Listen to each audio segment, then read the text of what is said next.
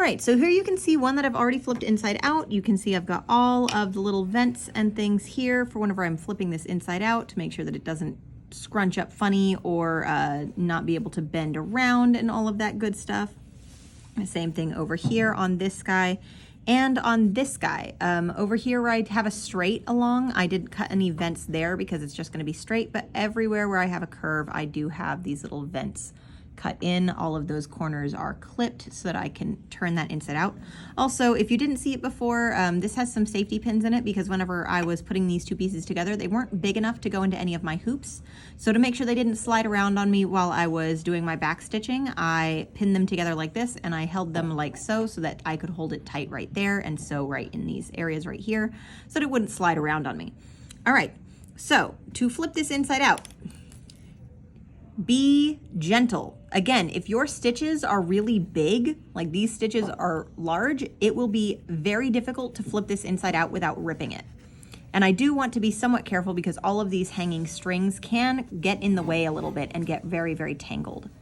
So I'm gonna get it started just by flipping around the inside. And then from here, it's kind of like inverting a belly button. I'm gonna kind of reach in here and grab some and pull, reach in here, grab some and pull. If you have really, really skinny areas, or if you have something really big attached to something really skinny, you're gonna have a hard time getting it through.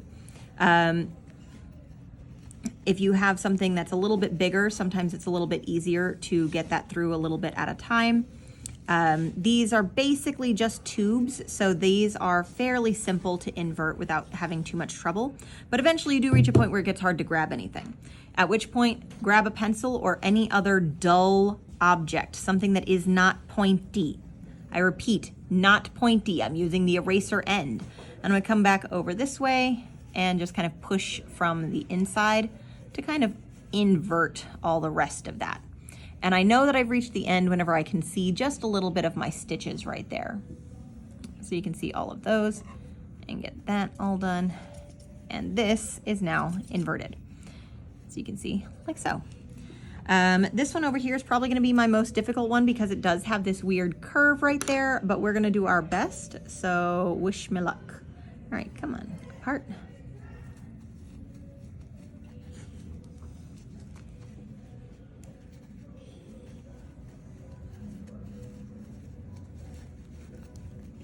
There's also patches on my front right here, so those have to crumple up a little bit to get through this hole, which is very much difficult on occasion.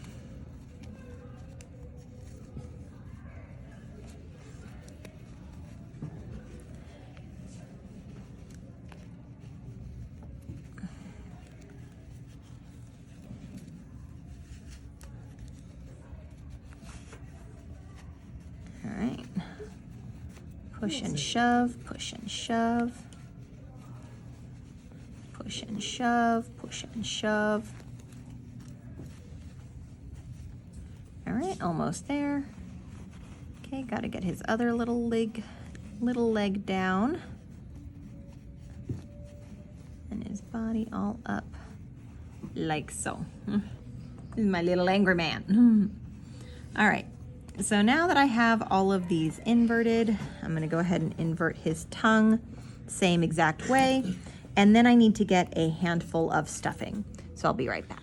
All right, so I have flipped everyone inside out. I've actually already stuffed these little ones, so I'm gonna show you how to stuff best. The main thing that you need to avoid doing is trying to stuff all of the stuffing in at once. That will just be a pain and it might rip the edges of your little opening that you have. So what I suggest is taking small cotton ball sized pieces.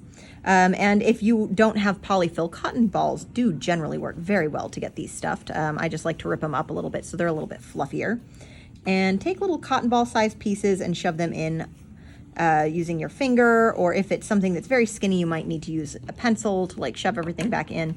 It is very tempting to overstuff. You do not need to stuff so that everything is packed in really, really hard. Just stuff a little bit.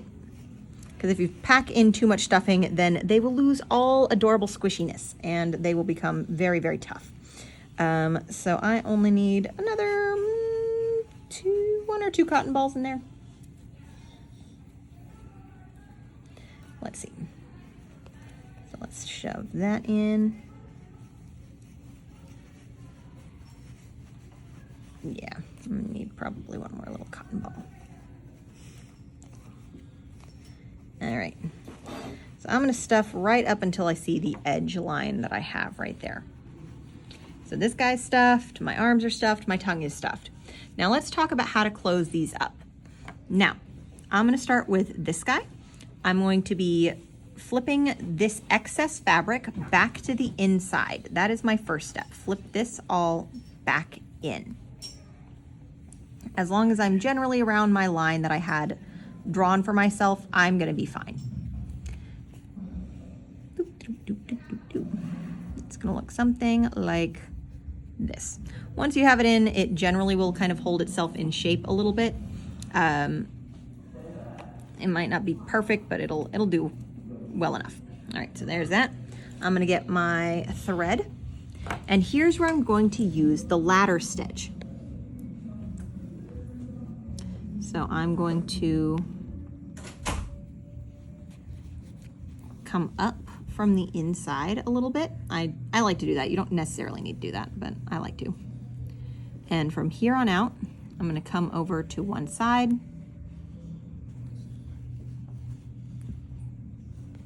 down and over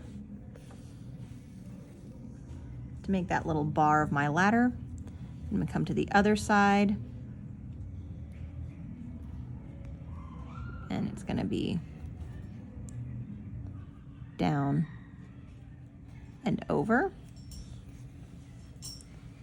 to make the next little bar across. It's gonna be down and over. And you can see where my ladder stitch is starting to form. I'm gonna do that all the way across and then zipper it up. So I'll be back in just a second. All right, so this might look ugly as heck, but this is my ladder stitch all done. Also, before I get this going, if I find that I need to stuff a little bit more stuffing in here to really puff out his foot, this is my last chance to do so before I zipper all of this shut.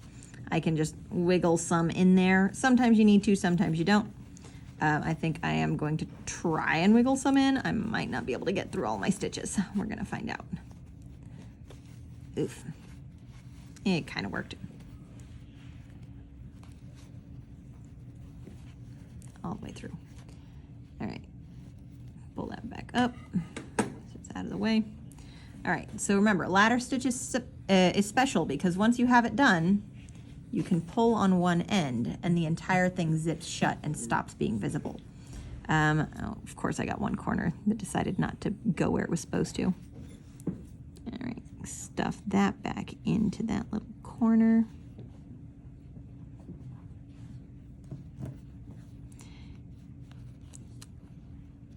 All right, come on, all the way in.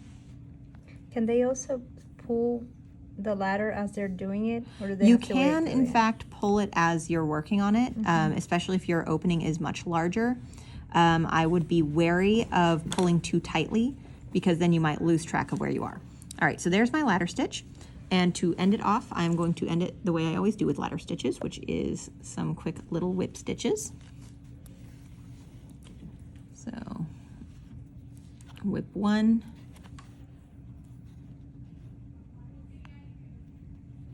Whip two through both the front and the back. Let's go. Come on.